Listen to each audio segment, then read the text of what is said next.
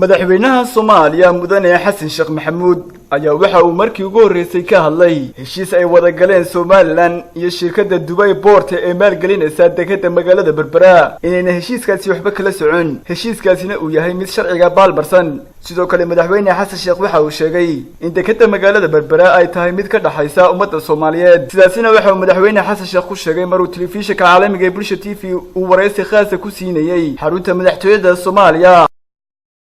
annagu waxbana kala ma soconno mana ogin si rasmi ah oo jihar rasmi ah ama maamulka Somaliland ama dawladda Imaaraadka Carabta mid nagala soo xiriirto arinta nagala hadasho ma jirto dekedda Berbera waa deked Soomaaliyeed qaranka Soomaaliyeed oo dhamaale ummadda Soomaaliyeed oo dhamaale waxaan leenahay meel la wada og yahay wixii horumar ah oo dadka deegaankaas degan iyo waqooyiga Soomaaliyeed degan wax horumar ay gaarayaan oo kasto annagu raali aan ka nahay wixii aan ku kordhin karno inaan ku kordhinaan rabnaa laakiin waxyaabaha Soomaaliya ka wada dhaxeeyo si Soomaaliya ay wada og tahay in loo meel mariyo oo heshiis looga gaaran rabnaa geesta kale madaxweynaha dawladda federaalka Soomaaliya mudane Xasan Sheekh Maxamuud waxa uu ka hadlay doorashooyinka ku soo food kale Somaliland waxaana uu mas'uuliyiinta Somaliland ugu baaqay inay qabtaan doorashooyin xor iyo xalaal ah waan u hambalyeynaa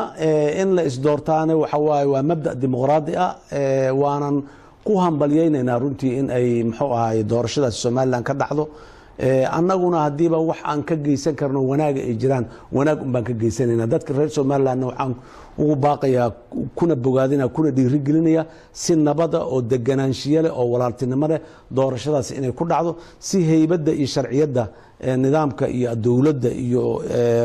xukunka dadka la xukumayaa ay u noqoto mid xoog badan marka waxaan leenahay deganaada isqadariya qawaaniinta idin degan ilaaliya doorashadana si habsami ah uga wada qayb gala adikoo wada jira ونجيب عبد الله علاء تلفزيون عالمي Bulsho TV magaalada Muqdisho